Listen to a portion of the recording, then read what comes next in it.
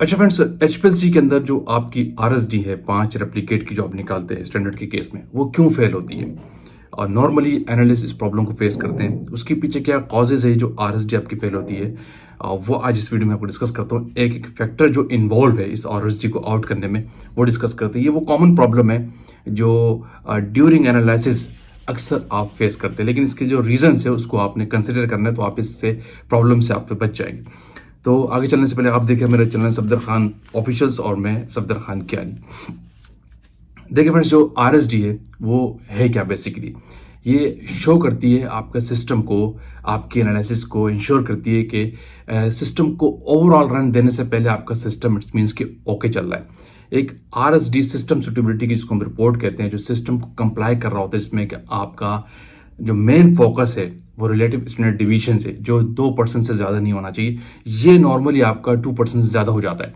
इसमें अंदर और भी बहुत सिस्टम जो पैरामीटर की रिपोर्ट है, इसके अंदर आपका टेली फैक्टर्स भी होता है, रेजोल्यूशन भी होता है और बहुत सारी चीज़ें भी होती हैं। जो मेन फोकस है आपका वो आरएसडी का होता है, स्टैंडर्ड डिवीजन का होता है। ये बेसिकली क्या है, जो आप 5 रेप्लिकेट लगाते हैं एक स्टैंडर्ड के, उन रेप्लिकेट के दरमियान कितना डेविएट होता है, वो एक दूसरे से कितना % डेविएट करते हैं, और डेफिनेटली डेविएट करते हैं, क्योंकि सिस्टम कोई रिपोर्ट नहीं है कि बिल्कुल एक्यूरेट चलेगा, उसको एक % लिमिट डिविजन्स होती हैं।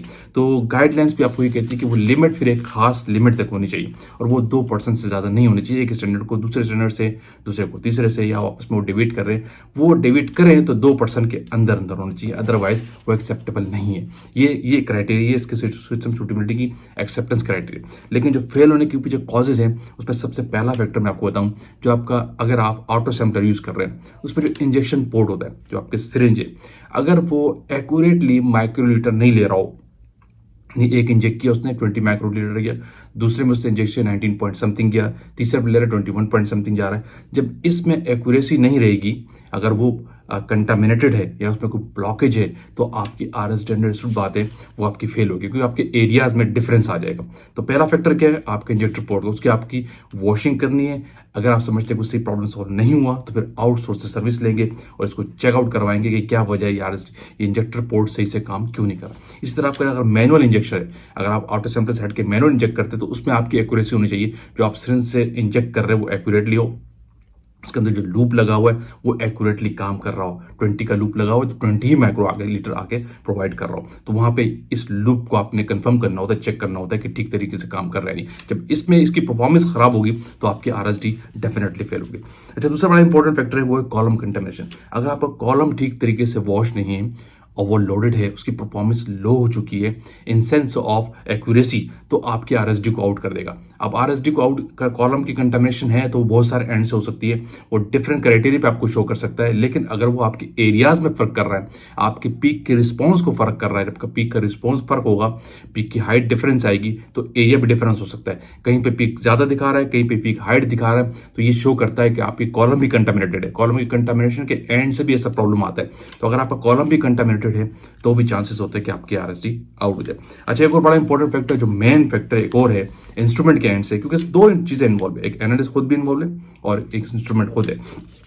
तो इंस्ट्रूमेंट के एंड से कि अगर आपके सिस्टम में एयर बबल आ गया, सिस्टम के अंदर एयर बबल है और आप सिस्टम को रन किए जा रहे हैं, इससे प्रेशर में वेरिएशन आएगा, तो और इससे आपके एरियाज में फर्क आएगा। जब एयर सिस्टम में मूव कर रही होती है, एक तो प्रेशर अनस्टेबल हो जाएगा, अप्स डाउन होगा, और दूसरा आपका जो रेप्लिकेट्स का एरिया है उसमें वेरिएशन आ जाएगा। इससे अगर आप कंटिन्यूस तरह चलाएंगे तो आपकी पूरी एनालिसिस भी खराब हो सकती है।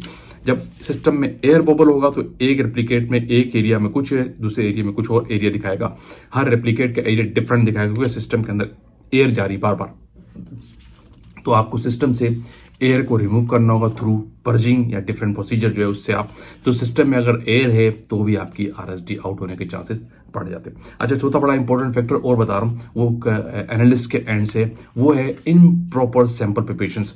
यानी आपने जो स्टैंडर्ड बनाया है, सही है, अब आप एनालिस्ट की बात कर रहे हो, जो स्टैंडर्ड बनाया या जो मोबाइल फेस बनाया, मोबाइल फेस अगर सही तरीके से डिगेस नहीं किया, मिक्स नहीं किया, तो उससे एयर जा रहा सिस्टम में, जो आपके एरिया को फर्क करके कंटेमिनेट कर रहा है, आपके एरिया में वेरिएशन ले आएगा। दूसरा, आपने जो स्टैंडर्ड इटसेल्फ बनाया है, अगर वो ठीक तरीके से मिक्स नहीं किया आपने, उसको आप शेक करते हैं, अगर आपने सोनिकेटर पे ठीक तरीके से मिक्स नहीं किया, उसमें पार्टिकल सेडिमेंट्स डिजोल्व नहीं हुए ठीक तरीके से, आपको नेकेड आई से नजर नहीं आ रहे, क्योंकि जब किसी भी स्टैंडर्ड को आप बिल्कुल स्टेबल छोड़ देंगे, 2 मिनट के लिए फिर उठा के देखेंगे उसको, अगर शेक करते हैं, अगर उसके अंदर कोई सस्पेंशन चीज नजर आ रही है, जिसको मीन्स कि आपका स्टैंडर्ड ठीक तरीके से डिजोल्व नहीं हुआ है। जब आपका स्टैंडर्ड ठीक तरीके से डिजोल्व नहीं होता तो इट मीन्स कि उसका जो एक जो मैं क्या कहूँगा आपको कि जो आपकी वॉल्यूमेट्रिक फ्लास्क है उसके जगह जगह पे कंसंट्रेशन यूनिफॉर्म नहीं होगी, वही डिफरेंट यूनिफॉर्मेशन का जो कंसंट्रेशन है, एक कंसंट्रेशन होमोजेनाइज नहीं है उस स्टैंडर्ड के अंदर। अगर आप उसको वाइल में ले लेंगे तो डेफिनेटली वो बड़ी जगह थी, वाइल में छोटी जगह है, तो छोटी जगह पे जगह जगह पे आपकी कंसंट्रेशन सेम नहीं होगी। इस सेंस में क्या होगा, जब स्टैंडर्ड वहाँ से माइक्रोलीटर लेगा तो किसी बारी में हाई कंसंट्रेशन जा सकती है, किसी इंजेक्शन पे कम जा सकती है, तो इससे 99% चांस होते हैं कि आपका एरिया गलत आएगा। जब आपके एरिया में वेरिएशन आएगा तो डेफिनेटली आपकी आरएसडी आउट हो जाएगी, आपकी आरएसडी 2% से ज़्यादा जा सकती है। उन एरियाज के दरमियान वेरिएशन जो है, स्टैंडर्ड डेविएशन जो है, वो डेविएशन ज़्यादा हो जाएगा।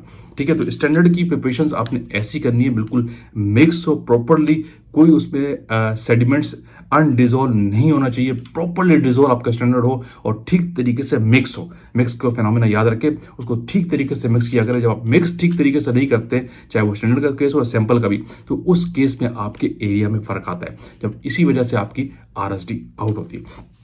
तो ये इंपॉर्टेंट पॉइंट है। कुछ लोगों के सवाल भी आ रहे थे मेरे पास कि क्या वजह है स्टैंडर्ड पे अक्सर हमारी आरएसडी आउट हो जाती है, अब रेप्लिकेट के जो 5 स्टैंडर्ड के, और हम आगे नहीं जा सकते। इससे आपका ऑडिट ट्रेल डिस्टर्ब हो रहा है, आपकी ऑडिट के पॉइंट से भी आपको जस्टिफिकेशन देने पड़ जाती है, तो ऐसे एनालिस्ट को एचपीएससी पर वर्क भी नहीं मिलता।